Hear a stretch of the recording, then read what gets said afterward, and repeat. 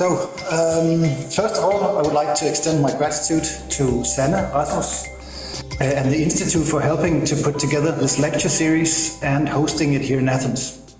Tobias, who has agreed to lead the discussion afterwards, the people who decided to show up here today or listen in online, the Carlsberg Foundation, who is funding the project, and not least the project team members, but I will return to them later on, so no more about them for now.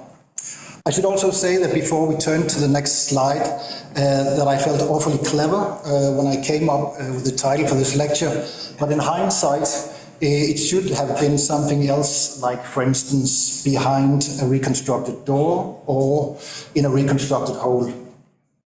So here's what I am going to talk to you about, talk about today. I promise you I will get around to talking about and showing you some reconstructions of ancient prisons. But before we get to that, I have a somewhat long preamble. It is all relevant to the discussion of reconstructions of archaeological sites and materials, so bear with me while this goes on. To start off with, I'll start by sharing my thoughts on the process of creating reconstructions from archaeological field data. It is obviously not all my own thoughts, but stands on the shoulders of others that have written about this beforehand, and also through talks that I have had with various other archaeological surveyors during my time. But as a whole, the lecture this evening is to a large degree related to issues that I have encountered during various projects I have worked on. Now, in relation to this, I will say that I apologize to the archaeologists among you who might find this explanation prosaic, but also to the non-archaeologists that on the other hand might find this overly technical. Second, I will talk generally about and introduce the work on the virtual reconstructions within the prison project before turning to a couple of examples of our work. At the end, we'll see if all this has not teased out some points that are worth highlighting on the added value and the pitfalls of working with and making 3D reconstructions. But before we get started, a couple of disclaimers. One relates to the subject matter of the prison project and the lecture series, the other to the methods that we use and our work within the project.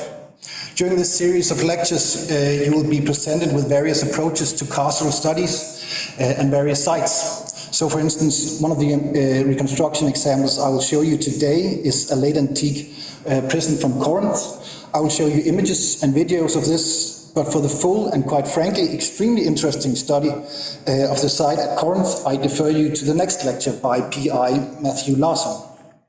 In the same context of disclaimers, I will also make my first point about digital archaeology.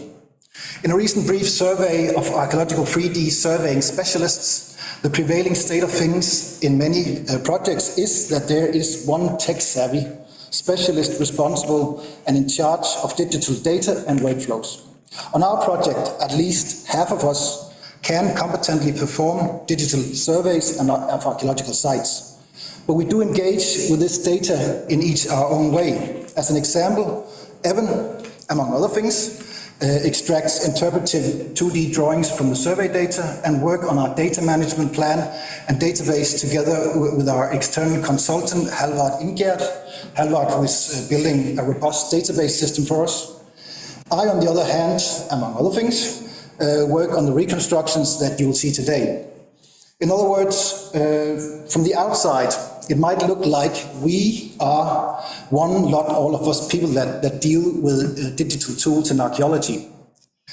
But as a community, if it even makes sense to talk about a community, we are very aware that we do different things.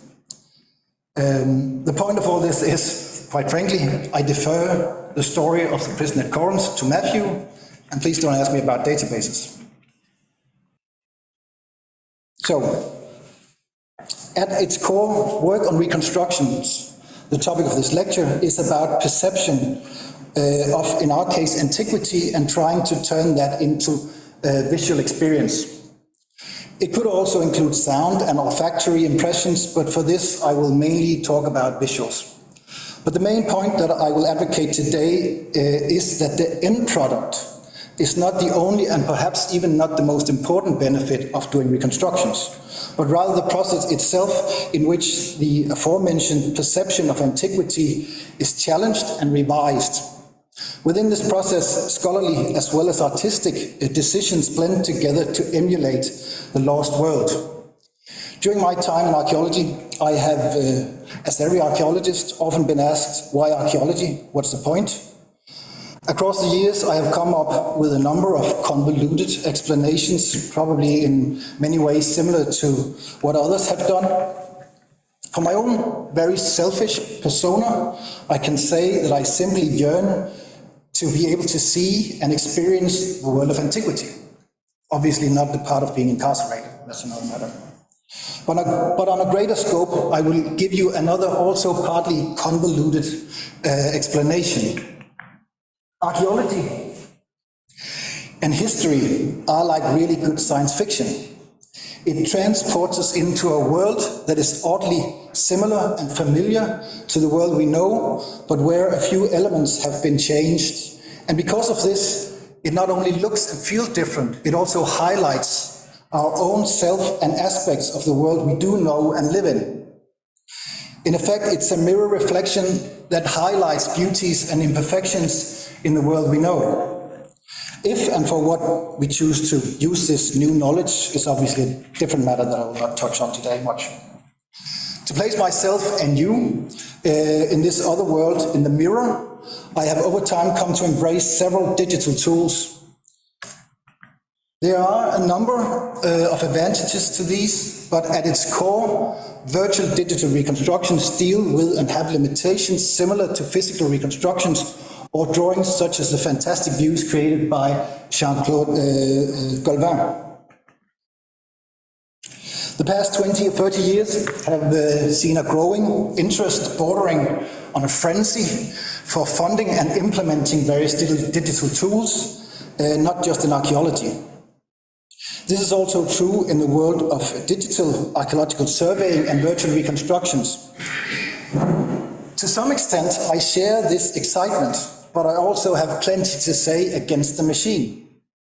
For one thing, we as archaeologists are hardly ever the ones driving and developing the tools, but we do mostly have a saying in how they are implemented in our field. But sometimes we are blinded by this light, and digital tools that were supposed to help us along also dictates the constraints. I'll try to highlight during this talk some of the issues that I have. But to start off with, the example of this type of lecture, for instance. I am very comfortable giving lectures to people in person, in an audience. I'm not so comfortable with giving lectures online. And giving this lecture online requires me to stand here at this podium, so I can't walk about, which I would really like to do, which I usually do when I talk, but I can't do this here. So in effect, it might seem that all this is an added value, all this tech is an added value, and it transports this lecture out to the world, which is great, and I applaud that. But at the same time, to me, you get the point. But let us now turn to the practical process of turning archaeological excavations into 3D visualizations.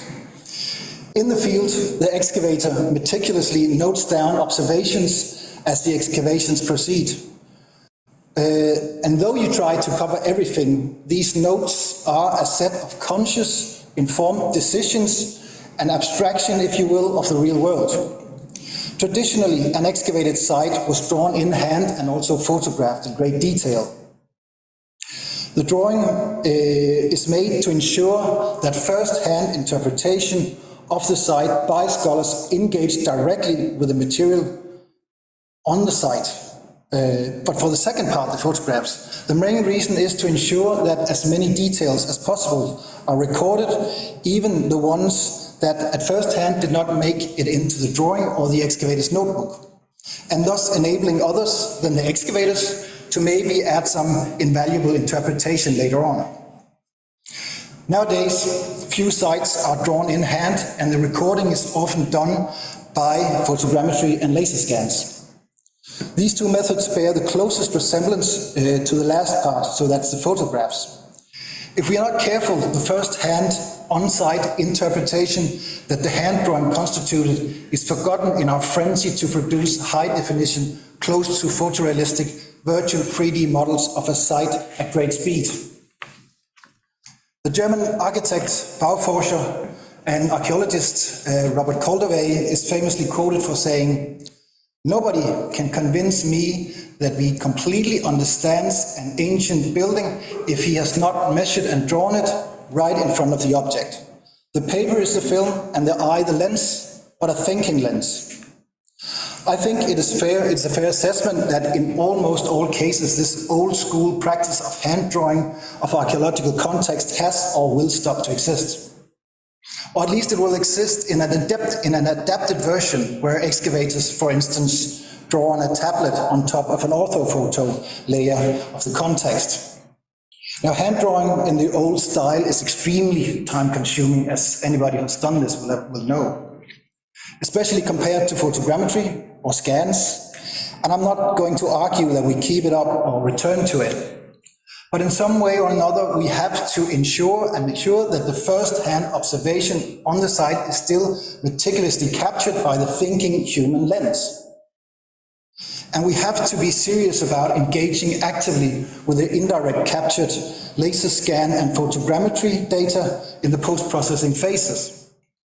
One avenue to proceed down is to rigorously engage in virtual reconstructions of ancient contexts. Often reconstructions are created by people that are not the excavators or surveyors or even by non-archaeologists, and they are not made accessible or discussed within the group of excavators and archaeologists. If this is the case, I will argue that the reconstructions become a mere product and not an active tool to digital archaeology. Looking through articles on digital tools in archaeology from the past years, you will see a growing number citing the FAIR principles. I have no argument with the principles, and for our own part, the database we are building will ensure that they are kept. But what you will also see in publications is that even when the last part of this, the reuse, is discussed, reconstructions are by and large considered to be, or at least described as, products. And to my mind, they can be so much more. To use someone else's words that I do feel has escaped this sense of product, if you will, I'll quote Sean Graham from the introduction to his book, An Enchantment of Digital Archaeology. So he writes, "Rather, I see space for creativity in creative engagement with digital tools that opens up a landscape, a task space for returning some enchantment to what we do." So, how do 3D reconstructions come about? I apologize for this crappy diagram. It's not my strong field to produce diagrams, but you get the idea.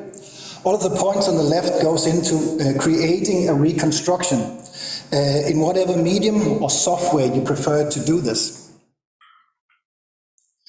In the best of worlds, this also requires a continuous reaffirmation by going back to the original source material and discussing the state of the model with other team members and specialists, potentially outside the project. But let us return to something concrete. The first thing to be aware of is we are not Ubisoft, we are not Epic Games, we will never in a million years have the same funding or budget as the gaming industry. So we can choose to turn this data that we collect over to professional visualization partners, and that way we get a nice looking asset. But for the most part, as I mentioned earlier, this stops it from being an active asset, and it is out of the hands of the archaeologist's thinking lens, if you will. And very seldom do you get this loop or circle where the model is reaffirmed by the academic staff. So don't worry too much about making the reconstructions look like high-end, high-cost games out there. Instead, think about the story or the information you want to convey and discuss. This here is a view of a model made for another project, the project that Sanna just mentioned. So it's not related to prisons, but I will use it to draw out some general points before returning to incarceration. This project in the House of the Goddess is primarily a dissemination project in collaboration with the National Museum of Denmark. But as Sanna and I was working on this project, it also became clear that there was so much to learn from working with this material. So for instance, what you see here, this is a photogrammetry model of the list of priests in the sanctuary of Aetna Lindia. And here we have tried to place it back in its original context, but clearly it is not the original context. When we were doing this and reading through the publications on this, a lot of the publication mentioned that this priest list would go inside the temple or in front of the temple. And as we were working with this, it turns out it simply doesn't fit there. It doesn't make sense to have it there. The priest list doesn't have a space there. So we tried to put it somewhere else, and hence it was here in the Popularia, or the interior of the Popularia of the sanctuary. And what to be aware of here is, of course, that you cannot use reconstructions as a circular argument, in the sense that, yes, we could show through this that it's unlikely that we would be in front of the temple. It is more likely that it is somewhere else. But by placing it here, we're not proving it was here. We're suggesting it is here, right? So, again, it's about what you want to use this reconstruction for, and we want to narrate a story to the general public.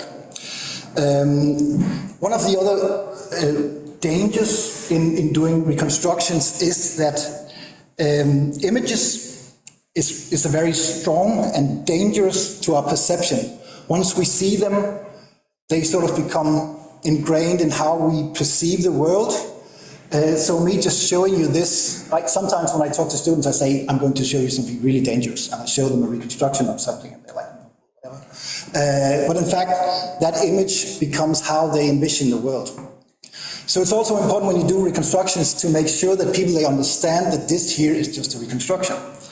And in an to an academic audience, obviously they will understand this right away. But to the general public, there are other tricks and things you can do to highlight that this is a recreation of the ancient world, or recreation of what it could have looked like. So what we did for this project, and that was partly because we are not Ubisoft, so we couldn't make photorealistic humans, but it was also to highlight that this here is a model. So instead we had these puppets walk around or inhabit this world that we made, right? So our puppet world, but at the same time, they give it life and they show the scale of things, basically. So here's another issue. This is a view from the same project, but it's inside the temple. And when you look at this, some of the objects in this scene are photogrammetry captured terracotta figurines from the museum, and we placed them back into the original context, if you will, or into the virtual context, I should say. But then there are also objects that we have created for this scene. And they exist along a continuum from this is a definite maybe, and at the end, an artistic invention. And I was really, really anxious when we for the first time showed this to an academic audience, because I felt like maybe we're stretching this, maybe we're going too far, coming up with this scene. But in the end, it turned out that, yeah, the academic audience, they got the point. We don't know all this, but they loved to see somebody try to populate this place, try to fill it up with stuff. even though we know that some of this is a artistic rendition, if you will.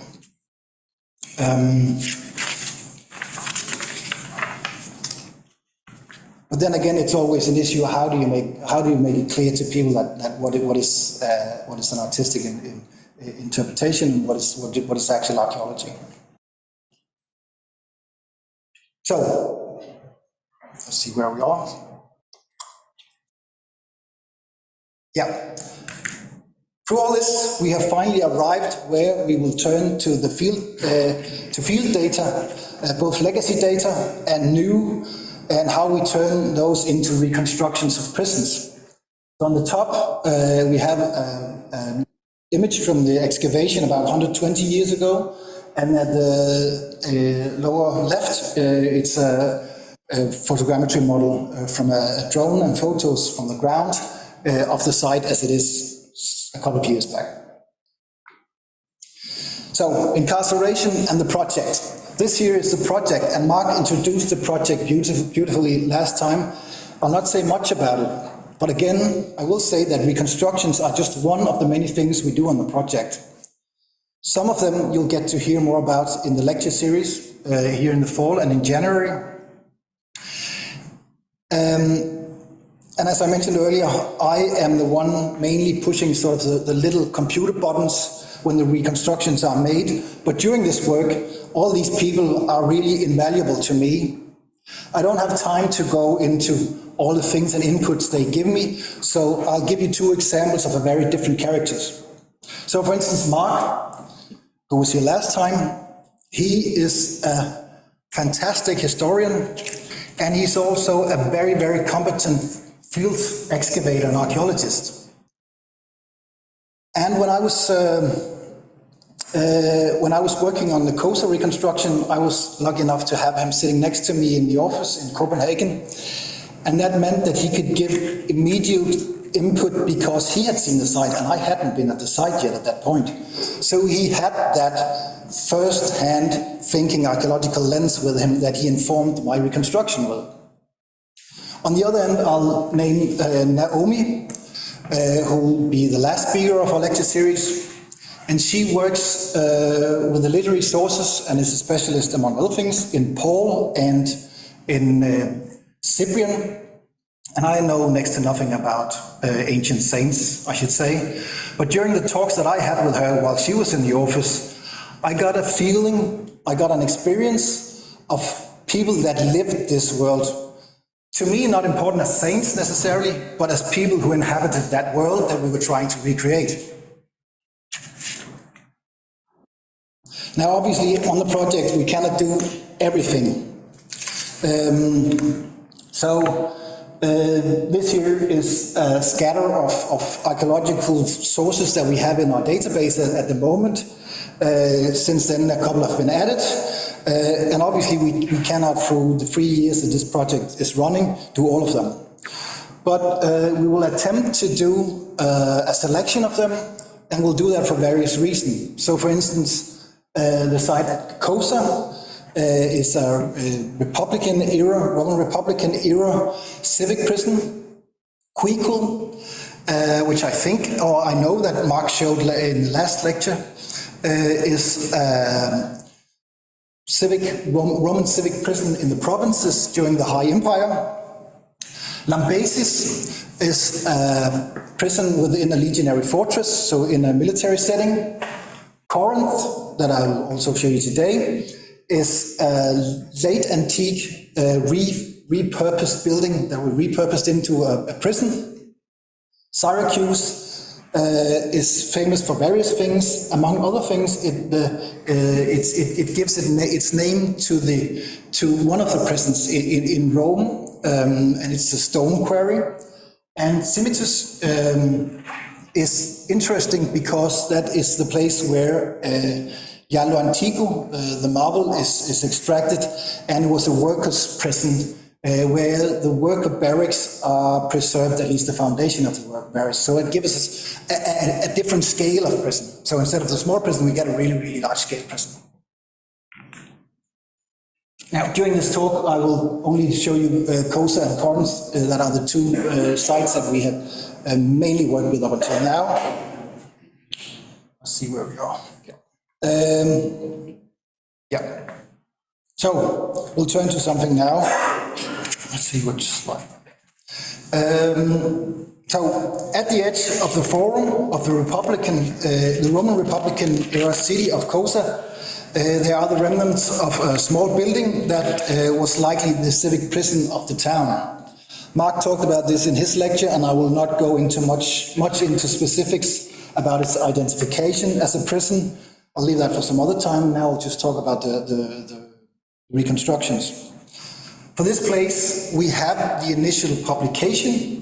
But but in that, the people that worked on that, they also gave some thought in how the building might have looked. And in this interpretive section here at the lower right, you see a line reconstruction through the building.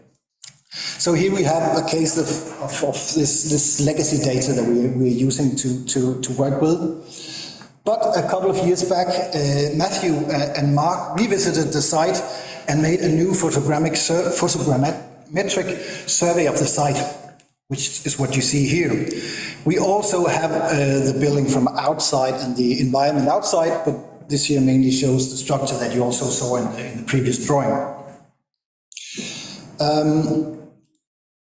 When you put these together, or you superimpose this photogrammetric model on the old Brown publication, you see that it is pretty close to that. In fact, this is probably a bit more precise.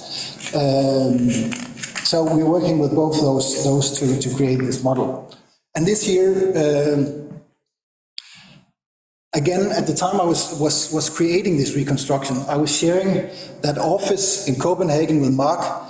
And both him and Matthew that had first-hand experience because they had been there doing the photogrammetry, noting down things they saw on the site. This first-hand observation of the site could lend immediate input into the reconstruction, and it was a fairly quick process to get sort of the general look and feel of the building. I myself at that time had not visited the site.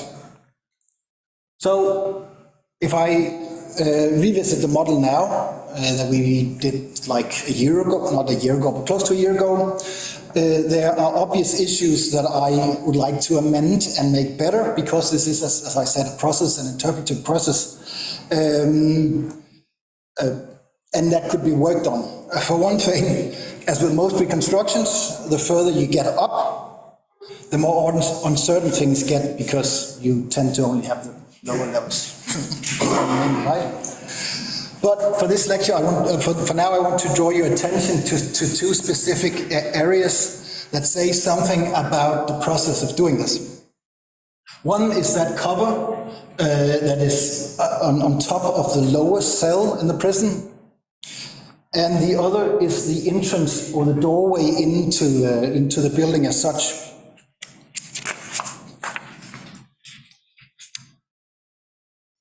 When we did the reconstruction, we were discussing how it was sealed, the lower cell, and both Matthew and Mark, as I said, had made great observations of the site, and they had seen like small inlets below the hole that maybe you could clamp something onto, and we had a discussion about what was this, and how should we reconstruct the cover of this cell. But it was also clear that even though they felt that they had seen something, they in fact did not agree entirely on how this lid should look. And I initially thought it should be bars, but it probably isn't. Later on this summer, when I was in Italy, I visited Cosa, and in the museum I came across this cover or lid. This is not the lid from the prison. This is the lid from a cistern. The whole site is scattered with cisterns, and this particular lid does not fit into the hole in the ground, but it does do the same thing as you see with how the hole is worked. Another thing about this thing is obviously it doesn't work if you're sealing somebody in with this, they'll die because they'll get no air, so there'll have to be some kind of hole into it to admit air into it. So this is a case where, like, going back to the model, rethinking it, even after they had initially thought they had understood what was going on, this process sort of produced new thoughts to us. If we look at the doorstep, doors are one of those things that if you read archaeological reports, they often say, well, then there are these holes at the ends and you had hinges and then the doors could open. But nobody really looks at how the doors actually looked. Yeah, sometimes you do, and sometimes you get doors preserved in Herculaneum or Pompeii and so forth. So there are studies about doors. But for the most part, they just mention this was a door, either it's double or it's single, and then it could be opened. And you don't care much about how did it actually work. So how did this work, this prison door? One thing that they did note down, both Mark and Matthew, and also was noted down in the initial report, was that this is a door that could be locked in place from the outside. If you see with this square hole in the middle, you could lock that in place somehow. The other thing that you should notice is that you have this square part, if you will, to the right in the image. And it looks like this is more of an inset, so it's something blocking it that is not on a regular basis supposed to move. And you cannot rule out that there was a hinge on the side that you could pivot it, but it looks like that most of the time it was just left in place, right? Whereas the other side you can move. So it's one of those things. I'm still looking for answers to this. In the reconstructions I just showed you, I had put in one wooden part for the right part, and then for the left part I had put in just bars. And looking at other doors from antiquity, it's probably more, I think it's more likely that it was a wooden door, but could have like a set of bars, like square bars in it. Because you also see plenty of square bars preserved from, for instance, Herculaneum windows and stuff like that. And that would give you immediate access into looking into this place. Now these two issues, they might seem like small, trivial things that have little importance. However, they do tell us something about the access to light and air, and not least the outside world. And as Mark talked about last time, in antiquity, the access to family and loved ones outside the prison could determine if you would survive the prison term. And it also underpins the sheer terror of being put in the lower cell as opposed to having the cozy upper cell, right? So what's next for Cosa? For the Cosa reconstruction? The Cosa reconstruction is, as I said, on the edge of the forum, and I think, or the intention is that we will try to block out or recreate in general form the forum, because one of the things that Mark also highlighted in his talk is that in Vitruvius he mentioned that each city in the Roman world should have a prison that on the forum that is of the right size matching the size of the city. Another thing I want to try and see is just how the prison is in the corner. Everybody is aware that the prison is there, but just how secluded and excluded from daily life is it. And here maybe a soundscape could come into play, I imagine. And of course we cannot reproduce and reconstruct the entire city of Cosa in the same detail as we will with the prison itself, and nor should any project that deals with a specific topic try to do this. And there are other people that are much better equipped and can spend much more time on the workings and the structures within the Roman Forum. So again, we will probably just do this as blocks, if you will. And for that, of course, we rely on interpretations of others, as this here drawing that was also done initially by others. shows the forum at Cosa. One of the advantages that I have found doing reconstructions in the virtual world as opposed to drawings is that once you do reconstructions in the virtual world, you can obviously always shift the camera and you can move about. And when you do that, you find out that some of the drawings, they actually don't really work in the real world. So there is a versatility there to digital reconstructions that does not necessarily exist, at least in the drawn form. This takes us to the second example that I want to show you. This is the late antique prison, or the Budrumi in Corinth, that Matthew will talk about. And as I said, I will constrain myself to talking about the reconstructions. This here is a view from the front of that particular part, the so-called Northwest Shops. The building was excavated some 120 years ago, and what you see here to the left are sections from the model that we created. So a section like behind the columns, and then with inside the cell, so you can look inside the cells. I've been talking about a lot about how I see virtual reconstructions as a process, and that is the most important part for me. But in fact, this particular reconstruction we did as a product. We were actually aiming at a product, because we had like 14 days to put together this for an event that was taking place at the excavation in Corinth in this spring. So we made this fairly quick, and revisiting again today, I find numerous things that I want to change. So this here is an example of what it ended up as in this dissemination event, if you will, at Corinth. So we put together this small video trying to show that there is a story here, but also the process from this is the site today, this is the excavation plan, this is how it looks today, and eventually how it looked when it was initially built, this structure, and how it slowly deteriorated and turned into something else, and then were repurposed as a prison. And I guess you could think of various ways to do this. Again, we had 14 days to do this.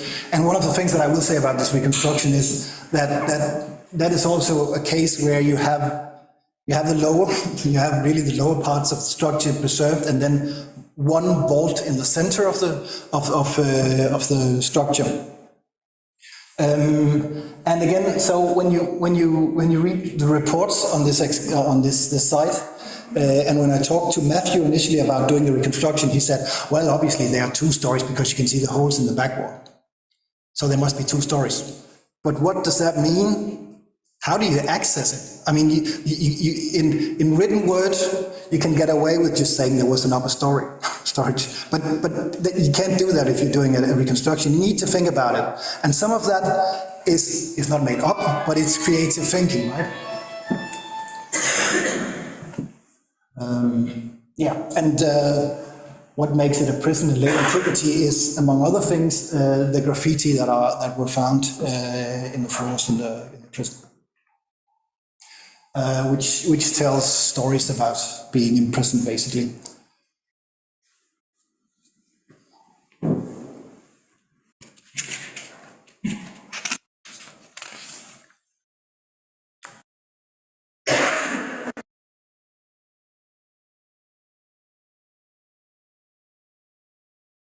Anyway, so to return to that, what you see here is the repurposed building that over centuries had been restored to accommodate a new purpose as a prison.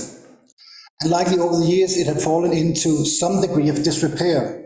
And I was pretty happy about myself when I made this. I felt that this gave the general sort of idea of this is a broken up place. The paving is broken up, all the plaster is gone, all that stuff. But then I came across this guy, and it's completely unrelated to the prison project as such. It's just me that I have an interest for photography and photography techniques. And this guy here on the right, Sergei Prokudin-Gorsky, he traveled the Russian Empire, and he took very ingeniously took very high quality color photos in an age where you only had black and white photos.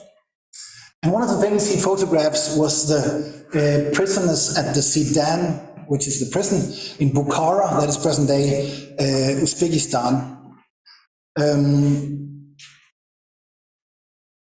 This here is the prison as it looks today. I haven't been there. These are images that I pulled off the net. The prison was built in the late 18th century, and today it's turned into an UNESCO site, and it's neatly restored. And if you go inside, if you go up that walkway and into the prison itself, you get this courtyard where you have an access to the various cells inside the prison. And you get the same feel of the reconstruction that I was aiming at. It's sort of worn, it's a bit ruined and stuff like that, but it's put it's put back into shape because it's an UNESCO site. But if you pay attention to the door on the left, this here is one of the photos that he took more than 100 years ago of how it actually looked after the prison had been in use for about 150 years. And clearly, this is something completely different than this curated ground that it is today. This is a place that is full of dirt. Prisoners are huddled together. Some of the bars in front of the prison cell has started to fall off. The prison guard looks anxious because he's in a photograph and all that stuff. So you get a sense of the life, but you also get all the debris, all the mess that real life is, that you quite often do not get in virtual reconstructions. And trying to put all this, trying to use this knowledge and put it back into this reconstruction, make it more dirty. It might seem like a figure of like just my imagination if I do that. It's me coming up with stuff.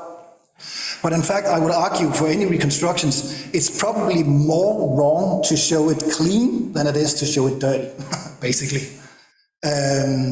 So if you project an image again, the perceived image is sort of what gets stuck in people's head. If you project that onto people, that's what they'll take away. Whereas if you give them a dirty image of a worn down place, that's the thing that they'll take away. So there are things to do to this model still.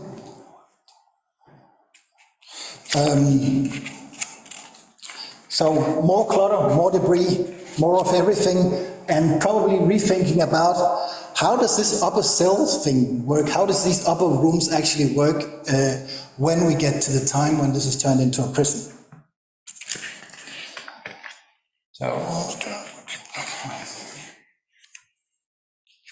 So another added benefit of using 3D reconstructions in the process is that once you have the 3D reconstructions, the core of them, not the polished thing that you show to the audience at the end, but the core of them can easily be repurposed to do other things for you or be exported and imported into other software that can do other stuff.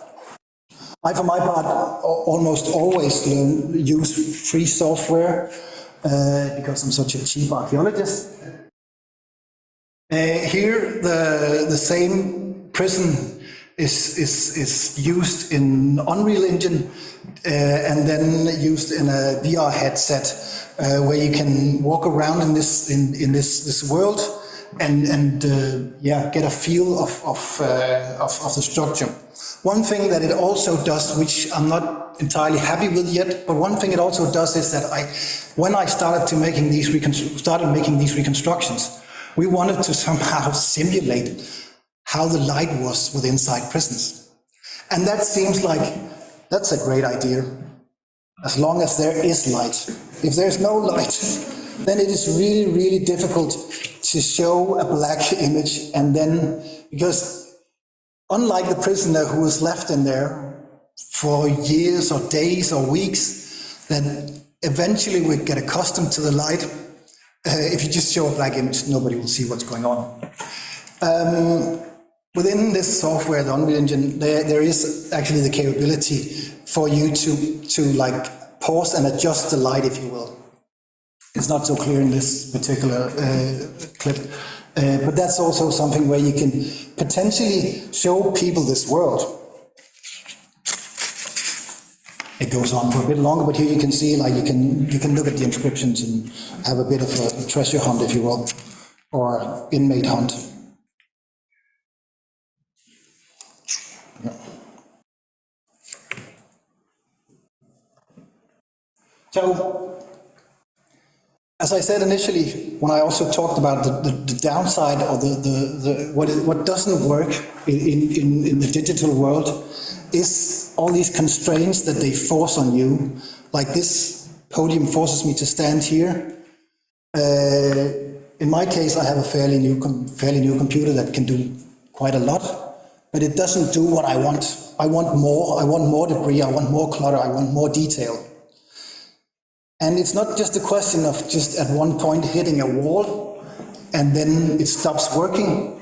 It's actually more an issue of when you put things in, things slow down. And the creative process, the immediate sort of interaction with this model just becomes so alarmingly slow that everything just stops basically.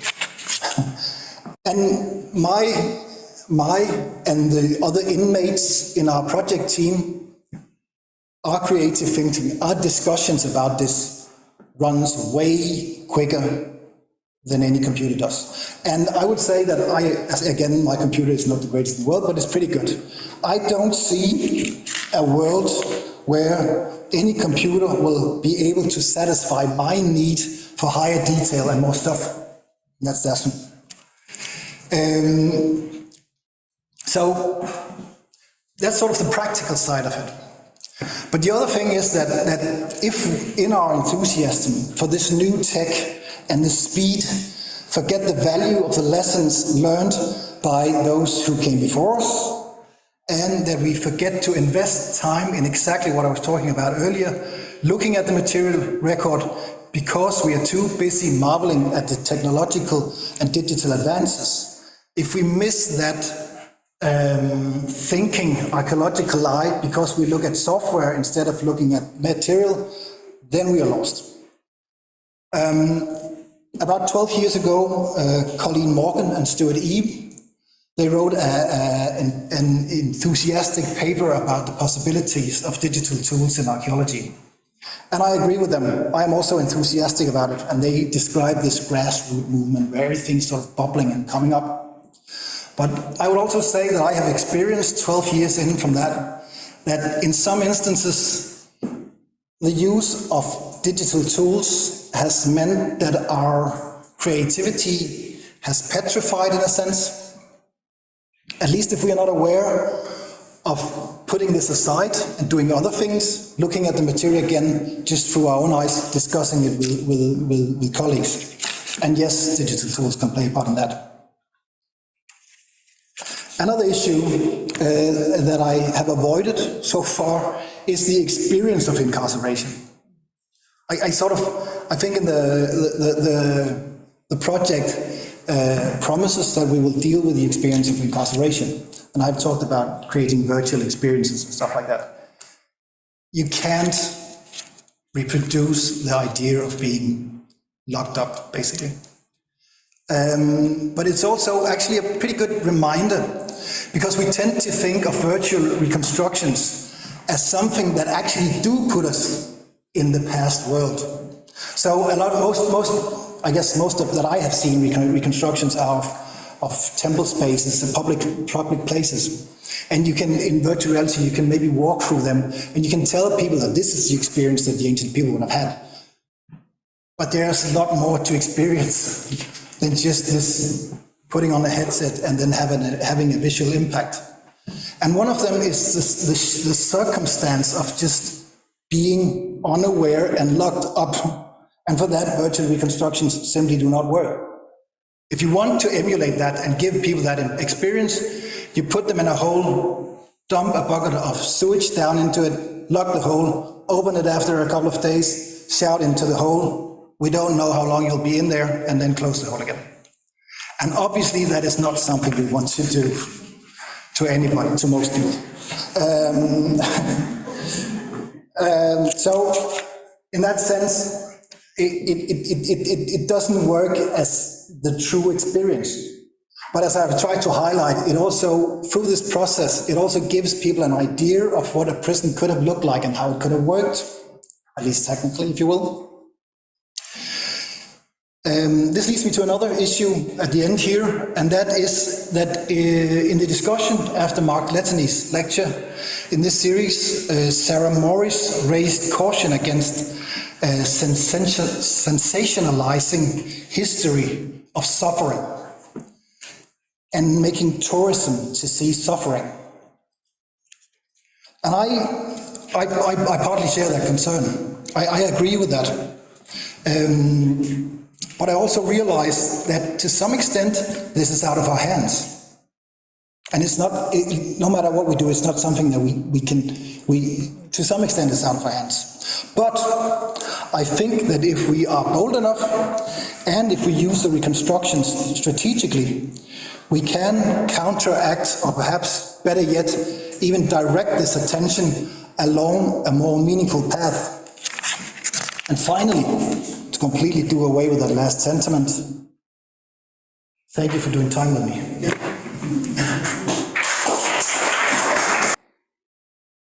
Well, thank you very much, first, of course, for the lecture and all these many impressions you gave to us, and all this food for a lot of discussion. I hope you will join the discussion, because there's so many things I think that they concern by now almost all of our projects in some degree for many different reasons or purposes, but somehow they concern by now all of us somehow, and I mean, there's so many different uses and possibilities, but also risks and dangers, advantages, and I think it's really great to see this from the scratch, how this works to the end, and what is the base, what are the sources for some reconstructions, and where we get at the end, where we want to get.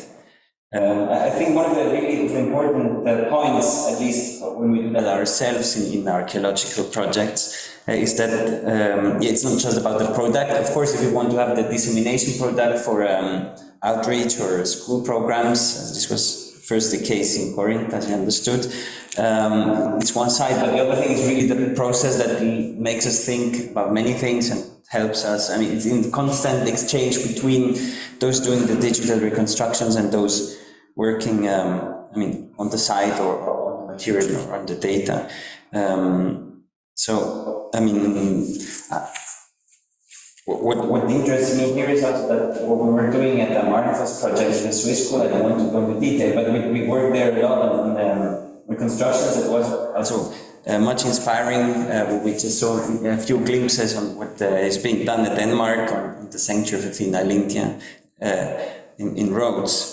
I mean, we were doing, on the one hand, reconstructions in the frame of the architectural reconstruction of the buildings, like the east store of the sanctuary, but we were doing very detailed reconstructions now last year for a documentary movie that was shown on Swiss National TV and Arte, and also actually here at Athens in the Agon Festival, which was very different, and of course puts us also into a lot of danger, because we're creating maybe images that stay and that will remain, and we put them now in our reports and everywhere. We thought a lot about if we should use them that way. Finally, we decided to do that, and we will see in time if we did well or not.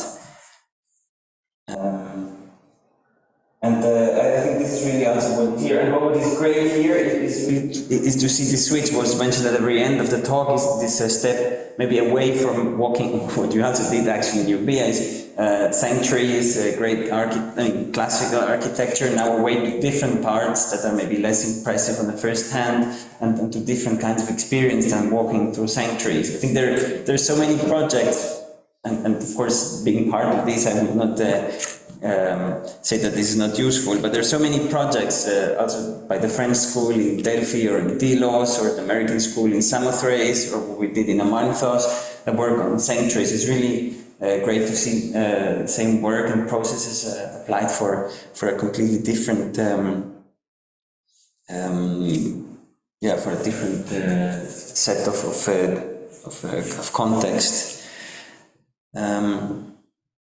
I think one of the main questions is really how far do we want to go and how far should we actually go? Because it will never be completely realistic indeed. Yeah, we should put someone into a prison to really feel how it is, and still the person cannot feel how it is to be 2,000 years ago in a prison, because all the mindset again would be different. I think one of the things I want to ask first maybe is this: how far you want to go with the photorealistic reconstructions? And you said you put the figures not photorealistic in India, but also the one of the prisons. You first put just it's not naked, but like the models of humans inside. On the one hand, what is the impression that this is creating?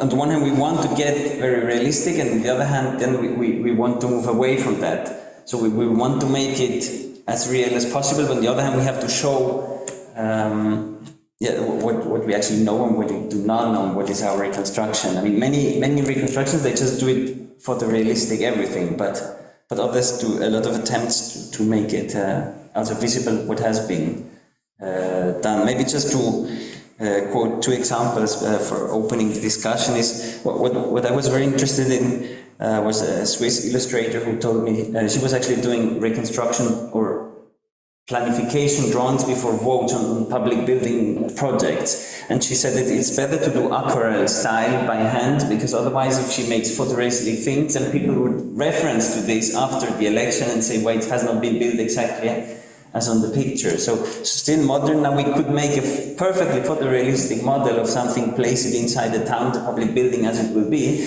They prefer to make a hand drawing that doesn't look, and on purpose doesn't look realistic. And on the other hand, I mean, about these pictures that would remain, that would, I mean, of course this accounts the same for hand-drawn things than for digital drawings. And if you just think about the first, you mentioned the hand drawn and the experience of the hand drawing as well. I mean, just if you think about Gilles Laurent that we were working on with the French school and his archives, I mean, these are really pictures that remained. It's also dangerous. I mean, he reconstructed, for example, all the Cretan wall paintings, and these pictures, they're here today, and we cannot change them anymore in some way. So, yeah, the question is really how far do we want to go with these reconstructions, and still it's just the part that is the visual part. I mean, again, you mentioned soundscapes. One could also talk about smell, and maybe not in the present case, but I mean, there's so many more experiences that also should or could be part of that. I guess to me it's about what you want to achieve, first of all, but I think archaeology, and that's a philosophy of mine, not necessarily linked to this here, is only interesting if you do something. So if they had not produced those reconstructions drawings 100 years, 150 years ago, would people have been less interested? So as the quote I mentioned, where we need to return to some kind of enchantment with what we do, and we need to find that enchantment, even if we do something with a digital tool that seems soulless, if you will, right? And I think some of the pushbacks against doing this is that it is oftentimes void of soul, basically. And putting these different, like if they are dolls or how photorealistic they could be, back into the place sort of gives that life. And if we do not tell those stories, we're again, to my mind, doing less, so to say, or not doing enough, because it's not just a question of dissemination, it's also a question for our own self about, as I said, for my part, I want to envision this world, but I also want people to tell me when I'm wrong, so that I can do better or be informed by it. And that only happens if we put our ideas out there. And again, yeah, so that's sort of, I guess that's my answer or my comment to producing reconstructions. When I worked on the Budrumi, there are tons of drawn reconstructions of the Corinth Agora, done for various purposes. Some of them scientific, some of them for booklets and what have we not, and none of them really match what is on the ground.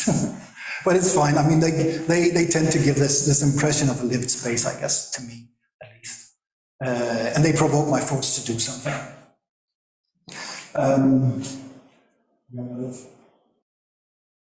In terms of how far photorealistic we can go,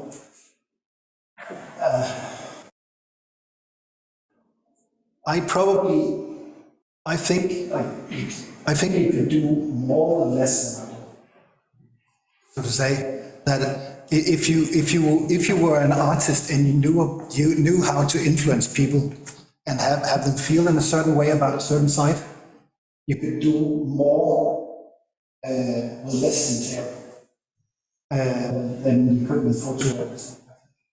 Photorealism does not, again, convey any meaning of being incarcerated to the outsider, at least, right? Because, I mean, you put a lot of interpretation that okay, the prison is dark and it's somehow sad, I guess.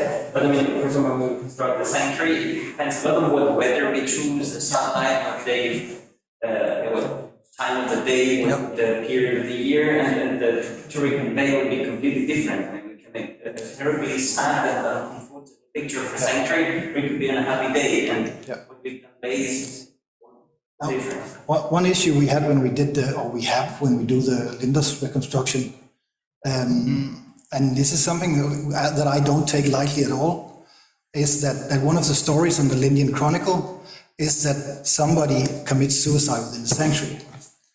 And it's in the Lindian Chronicle, and it's clear when you read the Lindian Chronicles, the people on the ground in Linders, they are not particularly concerned about that guy.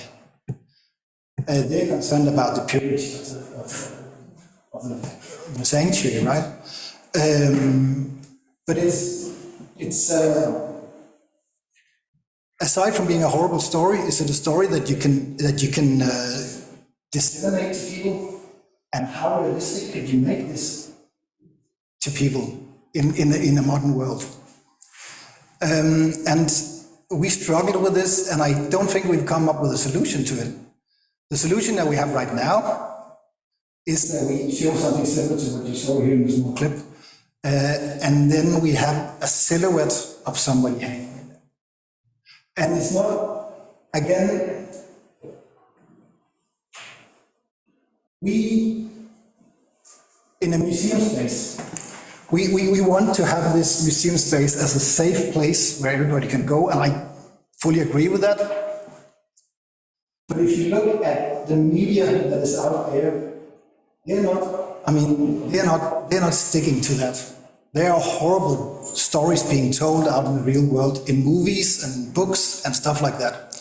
And sanitizing our world, archaeological world, is to me also it's also false. It's simply false also. I can give you a clear answer as to when this line, where to draw this line, but I see no reason why museums could not push emotions. One of the instances, and this is what I want to get at the last comment I had about if we use reconstructions strategically, we can maybe guide people in some way. Both Stan and I, we have been tour guides at the National Museum in Copenhagen. And when you do tours in the National Museum, you quite often have high school students coming in. And high school students, mostly the boys, they are giggling, they are insecure, they look at images of naked men on vases and sculptures, and they are more concerned about their own persona, and they are so insecure, and they think about how does the jeans fit on the girls in the class and stuff like that. They do not commit to this world. And if you just put text there, there's no way that they'll move beyond that. They will not read the text. And even if they read the text, they'll still make fun of it. And quite often, if you're a decent tour guide, you can sort of move them away from that. Maybe you cannot make them feel horrible like it would be to be in a prison, but you can push them away from that. And I think we can also do that with virtual reconstruction. So for instance, let's say that you had such, because it's usually a group mentality, right? So if you have a group and you break them up and you put them in a headset and you use all the theatricals that is out there in the world, like sound and music and light and stuff like that, to initially just push them to enter another space than that giggling, I'm in the group now mentality. Then maybe you can tell them through this VR virtual experience, you can tell them an actual serious story about something.